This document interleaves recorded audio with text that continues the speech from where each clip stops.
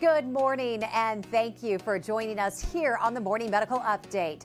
I'm Jessica Lovell. It is summer, and just like many of you, we are working hard to bring you some fun and exciting shows come fall.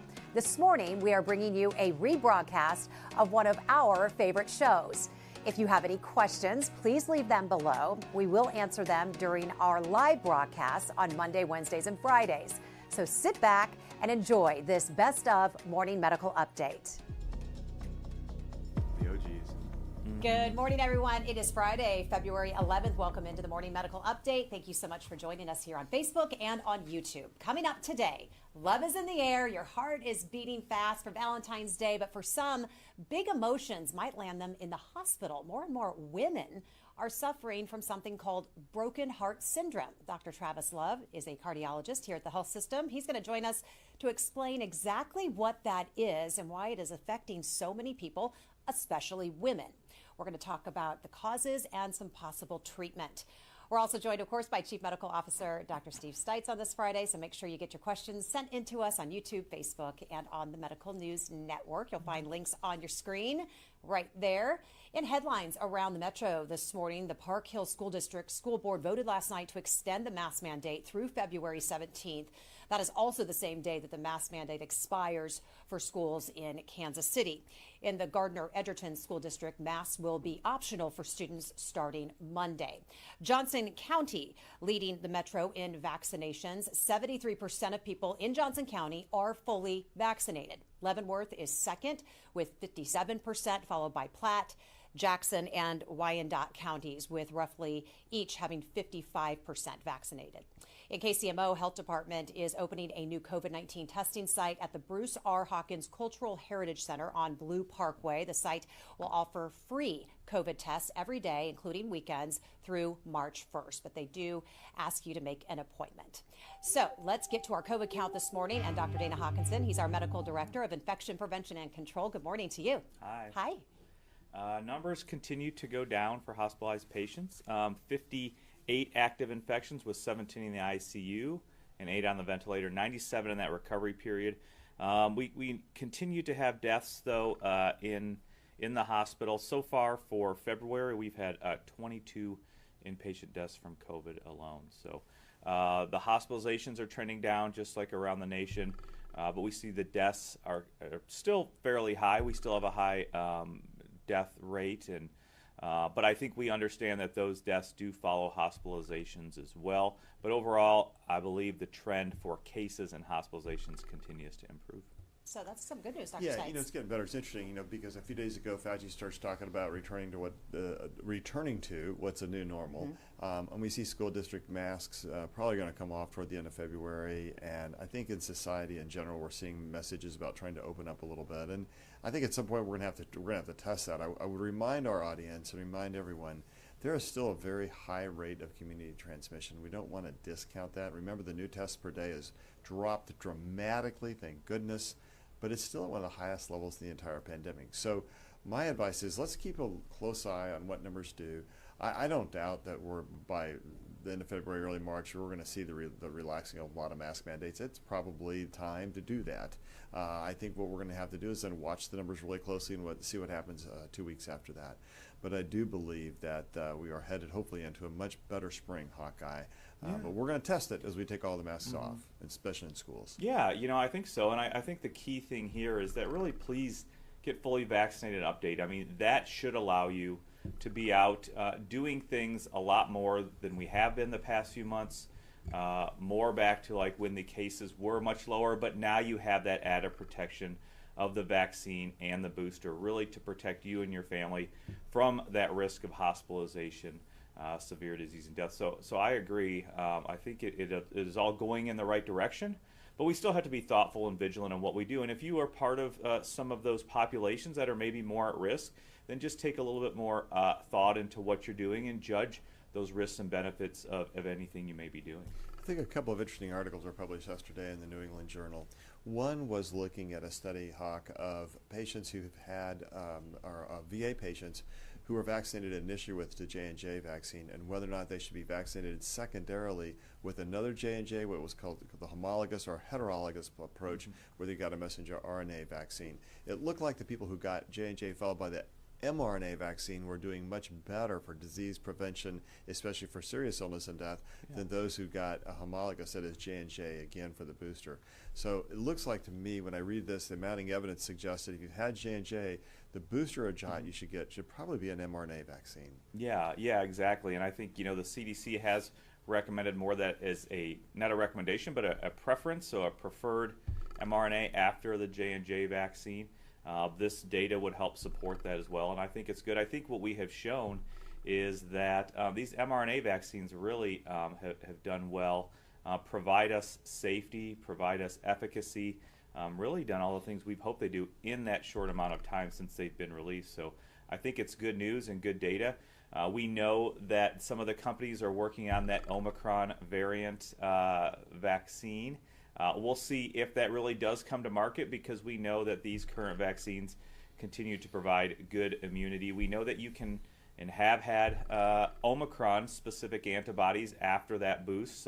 We've had good data to support that as well. And most importantly, of course, those T-cell responses are still conserved. So, we'll see what happens with an Omicron-specific variant vaccine. Probably by the time it comes to market, there's going to be one or two more variants out that we're going to be concerned I think it about. will, and I think that the Omicron variant-specific vaccine will be interesting about disease prevention, because you're right. I think the mRNA vaccines do a great job at preventing hospitalization and death. The other quick thing, just to point out, in Qatar, one of the our Middle Eastern countries, I think, aren't they hosting the World Cup in soccer soon? They found excellent public health, some of the best in the world, and they track some of the disease around COVID-19 very carefully. Average age of 38, so a lot younger than what we're seeing in the VA or is in the United States. But they demonstrated that prior infection seemed to decrease the risk of repeat issues unless it was Omicron, and then it was only about 56% protective. So vaccines doing a really good job, even boosted against Omicron. Prior immunity from other variants, not as strong, even in a young population with Omicron. Yeah. I mean, it was a good study, and I think we have to take caveats with it. It is a select population. There are differences there compared to the United States population as far as age, as you had pointed out.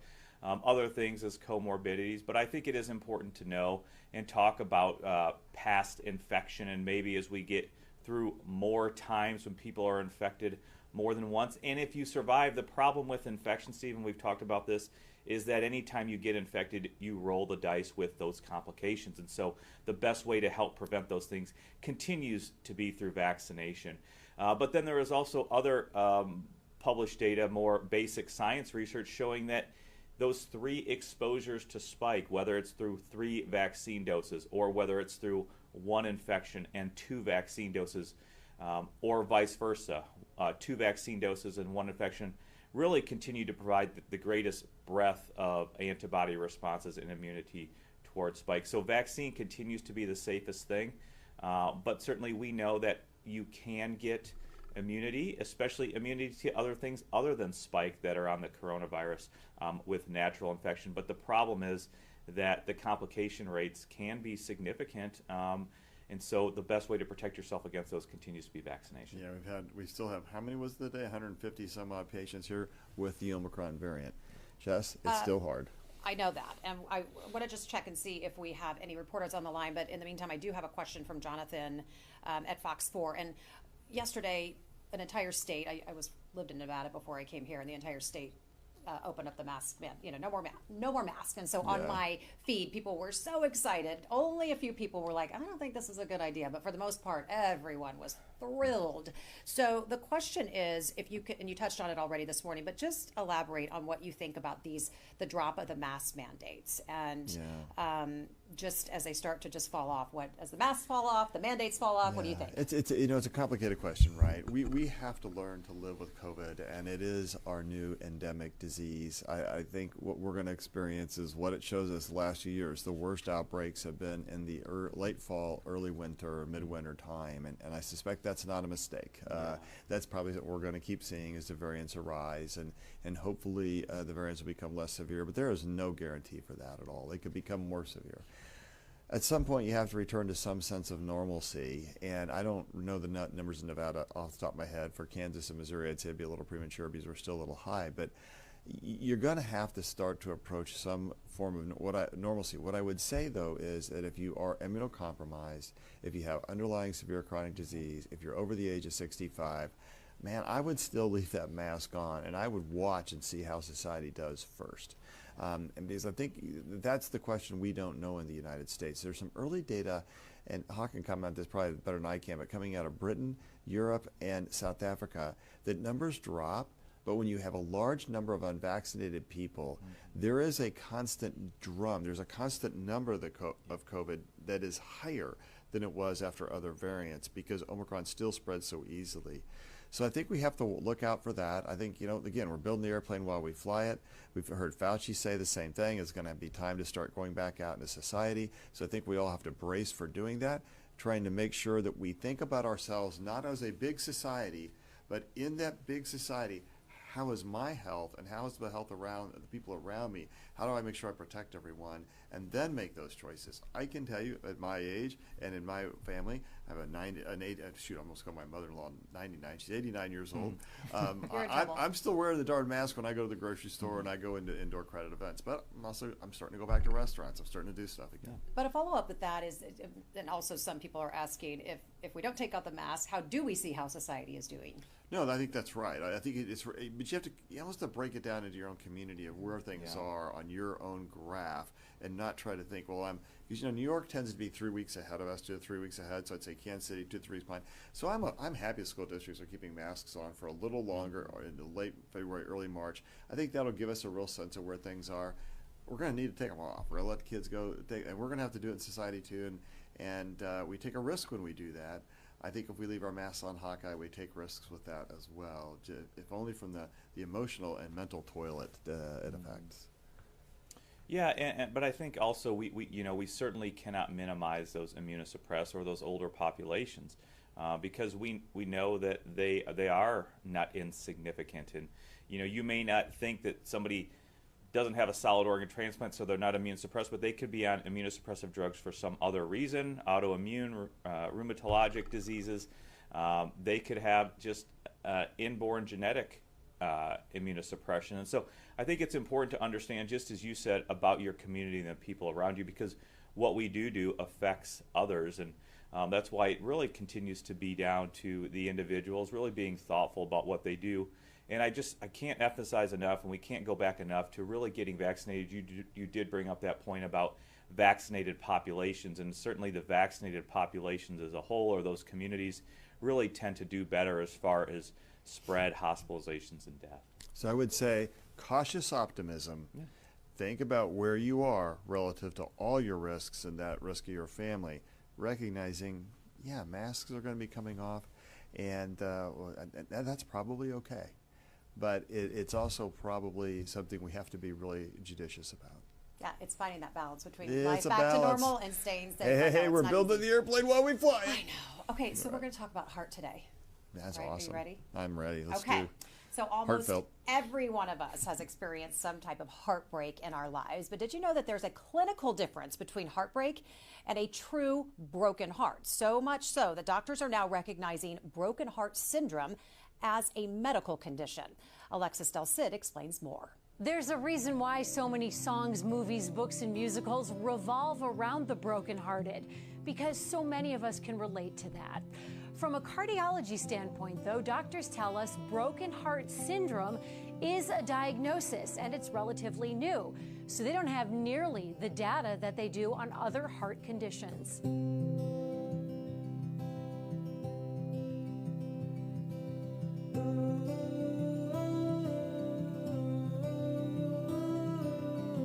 Do you remember the first broken heart you ever had? Of course I do. The first one and the last one. How old were you? 17. What was his name? Brian. It could be argued heartbreak is the one universal human experience, whether it's a bad breakup, Probably 22, 23 years old, it happened in college. or the loss of a loved one. I was really heartbroken when my mom passed away. We all know that gut punch that leaves you feeling like you may never be right again. And Dr. Travis Love says in some cases, a true broken heart can have devastating consequences. It can be quite traumatic, and people will end up in the ICU with this, and people can even die from this. The University of Kansas Health System cardiologist says broken heart syndrome is real. The more technical name for it, stress cardiomyopathy. Most of these patients present like people who are actually having heart attacks, so chest pain, shortness of breath. A lot of the data that we find on these patients, their EKGs and their cardiac enzymes, are very similar to heart attack patients. Most of the time, Dr. Love, and yes, that is his real name, says broken heart syndrome is treatable and reversible with medications and time. So it turns out time heals a broken heart is not just an expression either. There are other studies that show broken heart syndrome has become more common in the pandemic, with so many people isolated without their support systems. Doctors say 90% of the documented cases are also women around the age of 65. Well, researchers at Schmidt Heart Institute say broken heart syndrome affects middle-aged and older women up to 10 times more often than younger women or men of any age. The study suggests that the condition has become more common, with cases rising since well before the pandemic hit. So you can't necessarily blame those broken hearts on COVID. I want to turn to our guest, cardiologist, Dr. Travis Love, here at the health system. How are you? I'm good. Thanks for having me. Well, certainly something we can all relate to. And you remember the last time your heart was broken, sir? Okay, you just asked me that because I just told you. So many times, of course, in my life, but the one I remember the most was when my girlfriend of my first year of medical school broke up with me after 1 year of dating. That actually ended up being my wife. I was very persistent. I had access to really good drugs, and I was able to help. That's her. But no, I was very persistent. I stayed around. She couldn't kick me to the curb as hard as she wanted to, and years later, she finally figured out that maybe. So she broke your heart, and then you just broke her down. That's really what happened. Okay. Persistent. I like your strategy. I'm like a dog with a bone. You right? are. You just keep coming back. You keep coming back. A little painful. Others have thought the same thing, that I'm painful. So, Dr. Love. Yes. We already had somebody on our feed ask, do you get comments about that? You're a heart doctor. Your name is Dr. Love. People must make the connection, right? Yes, all the time. Thought it'd be a lot cooler than it really is. Right. It's really a little goofy, but yeah, all the time. But it's not made up. You're Not the real made up. Dr. Love. Not Okay, made so You didn't change your name. I didn't. no. Okay, good. No name change. Okay, so I want to ask you, when people say someone died of a broken heart, someone who lost a spouse after being married for decades and they died of a broken heart, is that possible? Yeah, actually it is. We found out here early 1990s. We discovered this entity, this stress cardiomyopathy or broken heart syndrome, where we found this form of heart failure in patients that didn't have coronary artery disease, which is often the cause of heart failure. In these patients, they often had an emotional or physical stressor in the days leading up to their event. And so, yes, it's possible. So it's an unusual emotional event that your body just is not used to, your heart is not used to, it's never experienced it before, and it's kind of sending it into some type of state or mode? Yeah, so we're not quite sure about the pathogenesis of the stress cardiomyopathy. The leading thought revolves around catecholamine surges, or adrenaline surge, these neurotransmitters, and how they affect the heart, specifically certain parts of the heart. And so that's kind of the leading theory on why this happens. People have an emotional response, and then they have this surge of catecholamines and subsequently develop this type of heart failure. Now let's talk about the history. It has a distinct name. It came from Japan. It was discovered in Japan, or first diagnosed there, and it has... Yeah, early 90s is when it was first kind of found to be a clinical entity in Japan, and it was initially called Takotsubo cardiomyopathy. It's still referred to that amongst the medical community, but Takotsubo simply stands for, or means, it's based on the apical ballooning, or the tip of the heart balloons out into a different form than it normally has. And that form looks a lot like an octopus pot that they use in Japan to trap octopus. So that's why they named it that. So why women? We don't know. That's a really good question. The most Because common. men are cruel. That's what I'm glad you said it and not me, but yes. I wasn't going to touch it. No, go there. You can go there. So we don't know. That's the truth of the matter. About 90% of people afflicted by stress cardiomyopathy are middle-aged or 65 or so year old women, postmenopausal women. And the data on that just isn't clear. There's some theories, but I don't think there's enough data behind those theories to really make an accurate statement about it. And you touched on it, but the difference between a heart attack and this stressor, tell people the difference. We're not talking about clogged arteries. Right, exactly. So when patients initially come in, they present just like folks with a heart attack. So they come in with chest pain or shortness of breath. It's really, by story, tough to tell whether they're having a heart attack or something like stress cardiomyopathy. And so it's not until we actually rule out blockages in the heart arteries or coronary artery disease as a cause that we can then make the diagnosis of stress cardiomyopathy. So they present very similar.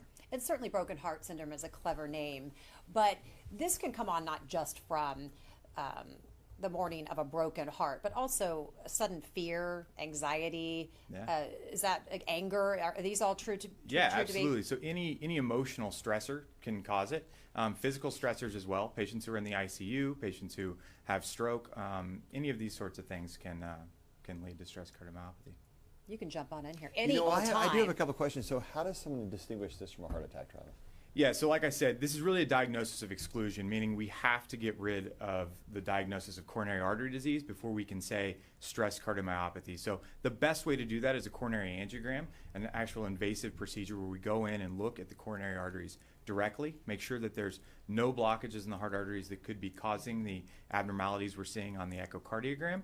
And if that's the case, then the diagnosis can be made. And it seems like one of the challenges will be that it's still shortness of breath is a big part of the problem, and I assume that's probably the dominant symptom in stress cardiomyopathy. Yeah, often. Chest pain also, a deep substernal chest discomfort, just like patients who have heart attack, can be very similar. You know, it's got to be tough when these people come in and you say to them, well, you're not having a heart attack, but you have a broken heart. How do people handle that? It's tough. I think it's hard to explain to people that this can just come from an emotional stressor, or whatever that psychological stressor, or even financial stressors. All of these things can contribute, and just explaining to the patients this is the cause, it can take some time to work your mind around that. And do you find that the people generally get better on their own, or do they need long-term therapy? What's the recovery like? Yeah, so this is thought of as a transient entity, and so patients should recover in anywhere from a couple of days to a couple of weeks, usually by 3 months. Just about everybody has recovered their heart function. There is not a treatment that we know of specifically. We treat it like a typical heart failure with medications we use in any heart failure, but there's not great data saying that actually helps. So when my daughter almost broke my heart because she got married, actually, he's a great guy, so I'm all good about that. And that's a transient thing. I'll get better. Let's hope. Let's hope. That's what I'm planning is, okay? Dr. Love, we cannot avoid our feelings and our emotions, but can we avoid broken heart syndrome any possible way? Or are some people more prone to it than others? Yeah, so certainly, again, postmenopausal women around the age of 65 are definitely more prone to it. We don't know why, and we don't know how best to avoid that. I think if we know it's an emotional or physiological stressor, then avoiding those things and working on becoming more stress-free. That becomes a lot more difficult, certainly in the last year or two. Can COVID cause broken hearts? So I don't think COVID can cause broken heart syndrome.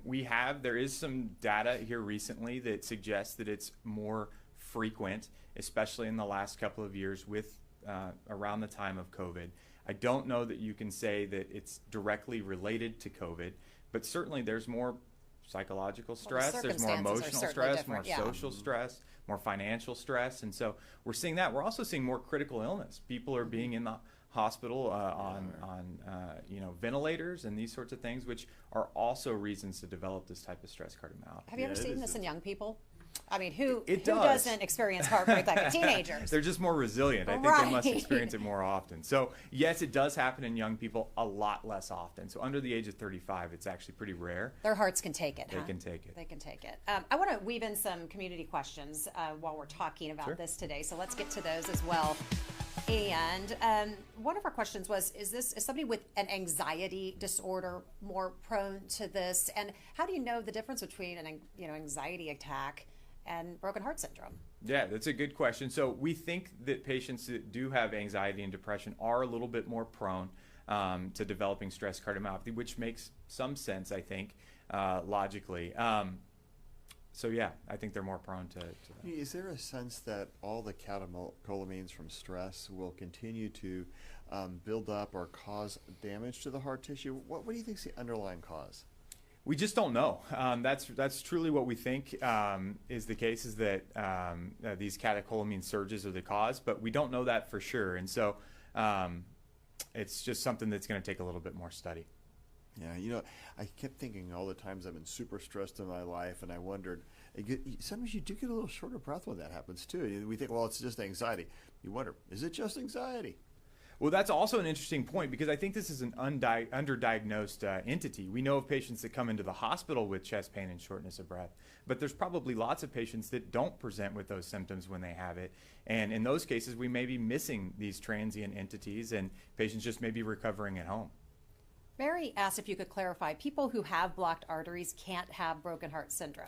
Not exactly true, a little more nuanced than that. So the diagnosis can be made if you have blockages in your heart arteries, but they don't correspond to the area that we see the abnormal motion in the heart. So you can have arteries that have blockages, but as long as this area that is not working as well in the heart is separate from the area that's getting blood flow from that artery, you can still make the diagnosis of stress cardiomyopathy. Joellen wants to know what your cardiac specialty is. I'm a general non-invasive cardiologist, so I focus on imaging and seeing patients both in clinic and in the hospital. And in breaking hearts, evidently, they're trying to repair broken Right. hearts. Repairing, not breaking. There you go. So now, are you married?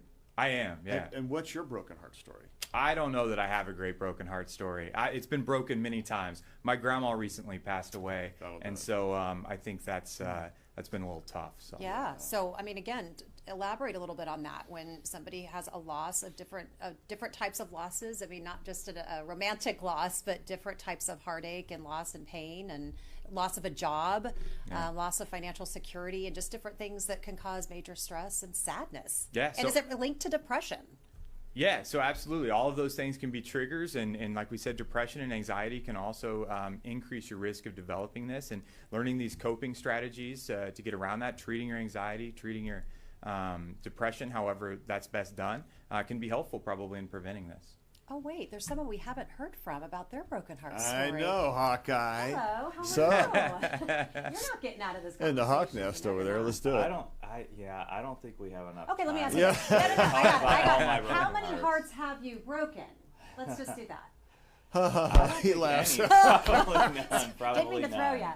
Probably none. Okay, so you're not answering. You're Yeah. pleading fifth. No. Okay. Yeah, I think people with red hair, they're probably more susceptible. What do you think? Yeah, Definitely. Is that part of absolutely. the story? Definitely. Yeah, that's what I'm thinking. There's no doubt. Redhead thing. Okay, let me get. I think we have a couple of COVID questions for COVID. Oh my yes. It's like it's still out there. It is almost like it's still. in the Broken hearts and upper COVID, they ear never tube. go away. We're talking about other things other than COVID. Yeah, it was nice for a while. I know. Okay, so Angela wants to know, Dr. Hawkinson, have you all read or heard about how Denmark is fighting COVID? They are 81 to 83% vaccinated. They're opening everything up, no masks.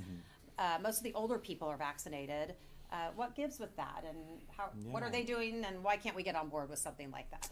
I mean, again, I think just as we talked about with the Qatar data, with the Iceland data, we know, the United States is just a different population. Number one, it is bigger geographically. The total population size is larger. We have different communities that are vaccinated versus unvaccinated. I think there are a lot of caveats when you compare the United States to any other country. That being said, we know that, accurate data or truth is truth no matter what population that's in. I think people, just as Dr. Stites had talked about, are wanting to get back to things like they were in the past. I think we need to be cautious in doing that. Vaccination levels do help. We aren't as concerned about the cases per se as we are about the hospitalizations. And I think cases and hospitalizations are two different things. I think, the vaccines, what are the vaccines for? The vaccines are really meant to protect against hospitalization, severe disease, and death, not necessarily against infection, although we know it has that benefit in some instances. So I think if we can get on board, and I think the main goal here Whether you're masked or unmasked, the main goal in our country should be to get everybody vaccinated.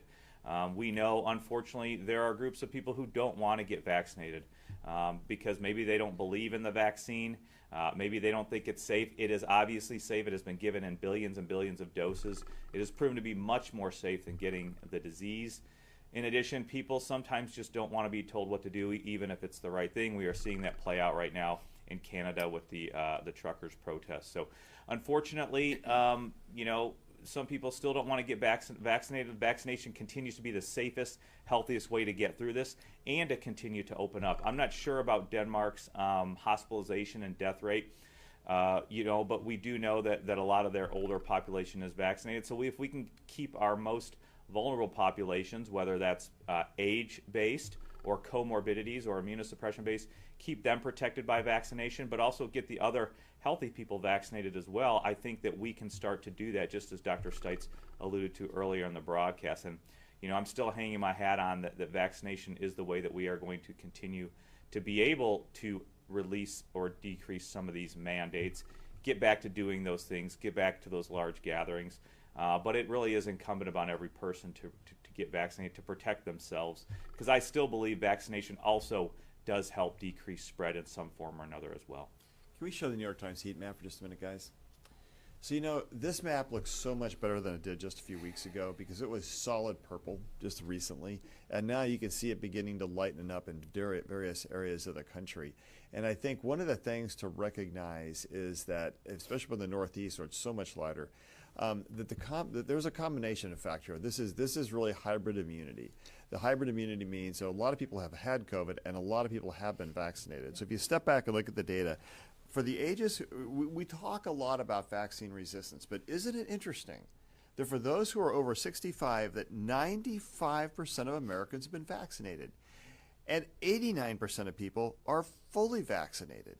Now, that's a pretty stunning statistic. So vaccine resistance, probably not such a big factor if you're over 65. So the more you felt at risk, the more you've decided to be vaccinated.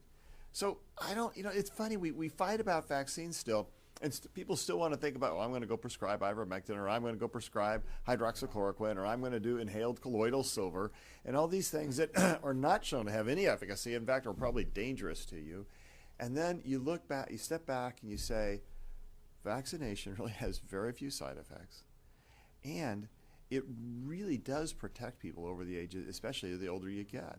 So if we could just kind of let go of some of our fear around vaccine, we can also let go of some of our fear around COVID-19. And that's what really helps people get back to normal. We haven't seen the overwhelming surge coming out of nursing homes this time with Omicron because so many people are vaccinated.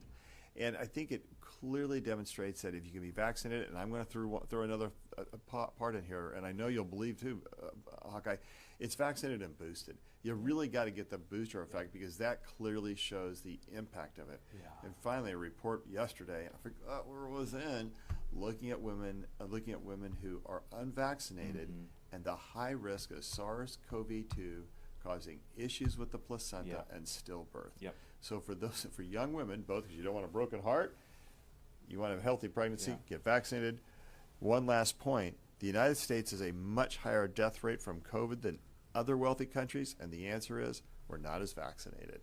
And we're seeing it play out in our hospitalizations here. If you look at the people who are dying from COVID, almost all of them are either unvaccinated, that's the biggest percentage, or undervaccinated, meaning they haven't gotten their booster. Yeah, it's all about vaccination, being up to date, just as you said, fully vaccinated plus that booster. So I think that's extremely important. Dr. Love, Angela wants to know what part of the heart is affected by broken heart syndrome? Yeah, so all parts of the heart can be affected, but most classic is the tip of the heart that balloons out. One of the problems with diagnosing the disease is actually that's the part of the heart that's affected by the largest heart artery and the scariest heart artery when it's blocked. And so that tip of the heart being affected is really an important factor. It's a good question. Okay, so I have a question. If somebody comes in with this, do you ask them personal questions about if they've had a recent life experience, stressful event? Because And when you diagnose them, do you say you may have broken heart syndrome, or do you use that fancy technical medical term?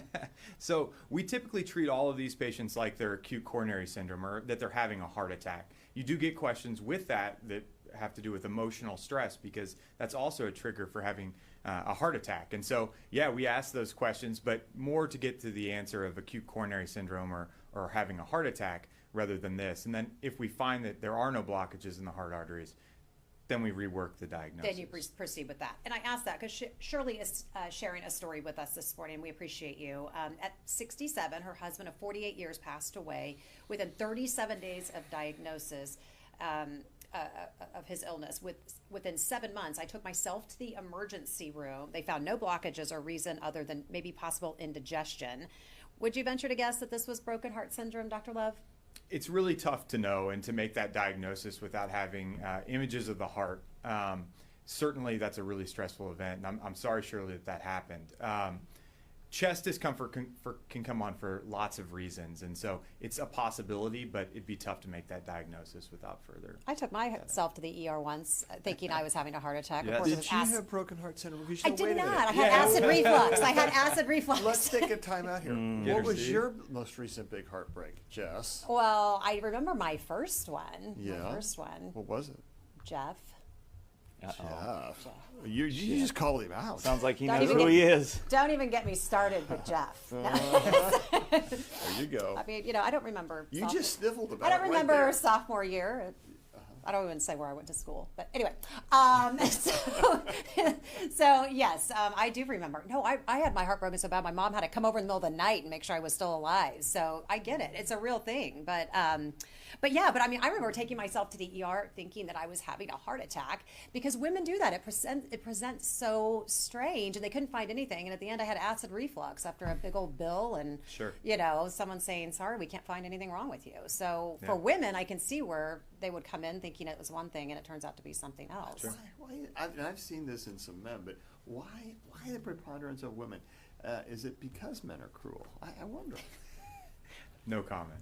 Just in general, I mean, Hawkeye? I think no. I think men Okay. tend to be dumb. I don't necessarily know cruel, but dumb. And, maybe Maybe They could be- emotionally blunt too. they Right. could be all three. They could be all Obtuse. three. All of that. Dumb, cruel, All of and- the and above. dumb, Okay. cruel, and blunt. We're good. We're getting hammered. This is good. I know. Sorry, you Right, brought Jess. it on.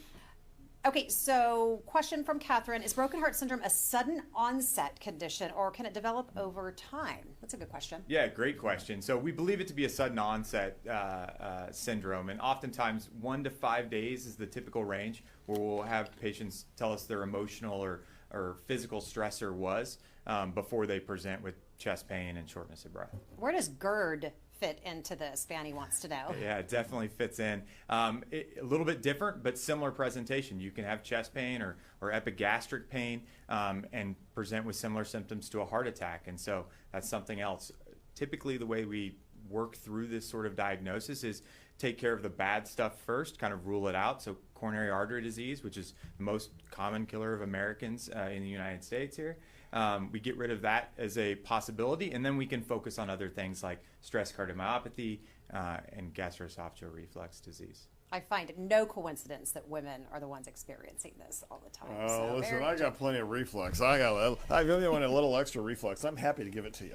I know you are. Yeah. I know you are. Yeah, So I we had wanna some eat great that. questions today. We're going to get to our final thoughts. Then we're going to share some thoughts from our group here on the Morning Medical Update. But Dr. Love, thank you so much for being with us. course, happy we to be appreciate here. it. Right Yeah. before Valentine's Day. Sure. The Love Doctor, Dr. Love. I know Oh, people Lord, here were we go. loving your Paging name. Dr. People, Love. Yeah. yeah, so just what do you want us to know as we head into the weekend and just taking care of our hearts? It's Heart Health Month, of course, here in February. So Yeah. what do you want us to know? I mean, I really like to focus more on coronary artery disease. Like I said, that's a really big part of, death in the United States. And so staying active, staying healthy. It's tough in the wintertime to get out and exercise, but especially with the pandemic and having trouble getting into gyms or whatever. But you got to stay active in whatever way you can. So nice day today.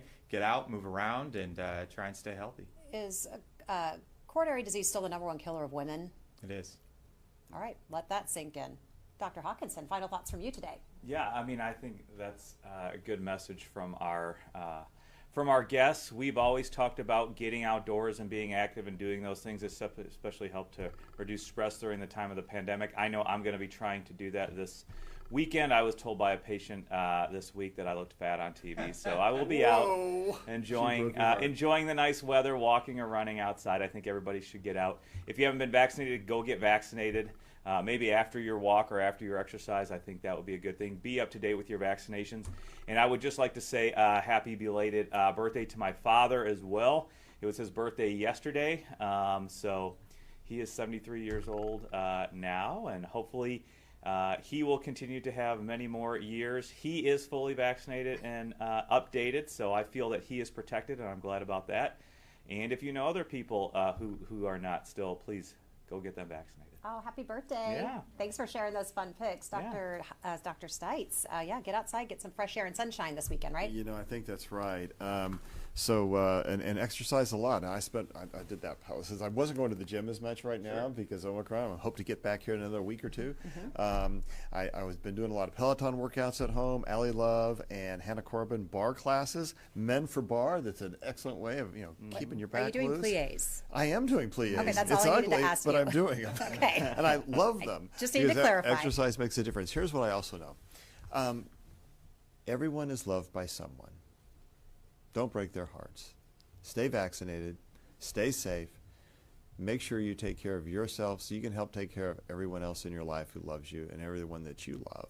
Because at the end of the day, I think Lin-Manuel Miranda said it best, and love is love is love.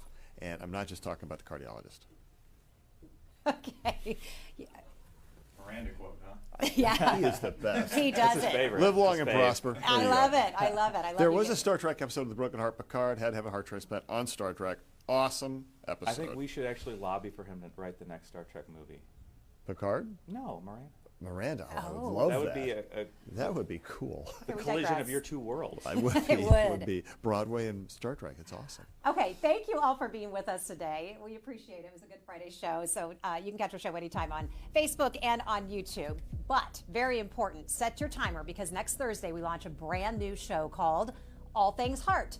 It will be hosted by Alexis Del Cid. She will kick it off with several great episodes about the effects of COVID on the heart. But through the entire season, we'll focus on a variety of topics like transplant, epilepsy, even the effects of dental work on the heart. Again, All Things Heart starts February 17th and will air every Thursday at 10 a.m. So please join Alexis, bring your questions about All Things Heart. And coming up Monday, it is, it's Valentine's Day, and men seem to forget that, among other things like anniversaries and birthdays too. So the big question is, why?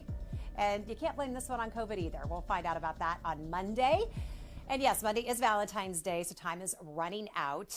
Get on it. A study by WalletHub.com found that 58% of us still value romantic gestures more than ever, even since the pandemic began. So I did to give you a little friendly reminder when you walked in. That was helpful. And you said you need to get on it. I'm so going to get on it. What I'll be out there tomorrow. do you guys? Some people kind of frown on celebrating Valentine's Day. Do you guys celebrate it? We do. You do? Yeah, I love my that. wife's very clear about that. No. She's great, and we definitely still celebrate Valentine's Day in my household after 38 years. Okay. What do you usually get her? Jewelry? No. We're more the candy flower kind of Yeah, thing. just time. It's Take good a stuff. moment. And there's somebody else in our health system that has a big birthday Sunday. Tammy Peterman, the president of our Tammy Peterman. campus. Oh, I don't know if fantastic. she's leaving right now, but listening, but she'd be mad at me for saying this, but she turns a year younger on Sunday. Fantastic. Happy birthday, Happy Tammy. birthday. Right in front of Valentine's Day. 2 big days in a row. Dr. Love, no pressure on Valentine's Day. What do you do for your wife? We're going out of town. We got 2 young boys. We're going to take them skiing, snowboarding in the mountains. So we're just going to spend time together as a family. Yeah, but it's almost like great. family time. That's sometimes what we like to do. It is. family. That's the best. And I don't like jewelry. I like food. Food's my thing. I actually got bacon, I think, once. Sorry. Is there a problem with that? There's zero problem, except that we have a Thank you. cardiologist I sitting love at the bacon. table. I But yeah, bet. bacon. Do you eat bacon? I do eat bacon. Yeah, bacon. Bacon's a food group. Come on. Bacon is love. Please know Bacon this. is love. Okay. All right, so here is a way into the hearts of some of us here who bring you the morning medical update. So everyone, please have a great weekend, and we'll see you back here Monday at 8. I love to play golf, but man, it is just too cold to get out in this weather. But I also love chocolate. Here's a great idea, chocolate golf balls. And they come in 2 flavors. For Valentine's Day, my taste have simplified quite a bit. I just like a cool pair of socks. You might be asking yourself, what does the kitchen have to do with Valentine's Day? Well, at least for me, it involves at least the air fryer because I want a heart-shaped platter of tacos and chicken wings. What I'd like for Valentine's Day is a gift card to Quick Trip. This is my recommendation for the best Valentine's Day gift ever of all time. It's what I made for my husband last Valentine's Day. I was very proud of myself. I made him a beef jerky bouquet and asked him to be my meat heart. I know that doesn't sound romantic, but we've been married for 20 years. I wanted to spice things up. Ladies, it worked. What I would like for Valentine's Day? Maybe some tickets. What I like on Valentine's Day is ice cold beer. Don't worry, Joe. It's root beer. What was that noise, Cliff? No, I'm not worried. What I want for Valentine's Day, a big mushy card from my husband and a nice hug and kiss from my daughter. Subscribe to our morning medical update and open mics with Dr. Stites podcasts. Now everywhere podcasts are available. Thank you so much for joining us this morning for this Best of Morning Medical Update. You can catch our live broadcasts every Monday, Wednesday, and Friday. And don't forget, you can always email us at medicalnewsnetwork@kumc.edu or reach out to us on Facebook, Twitter, and YouTube. We will be back to our live shows 5 days a week starting September 6th. So please go out, make it a great day.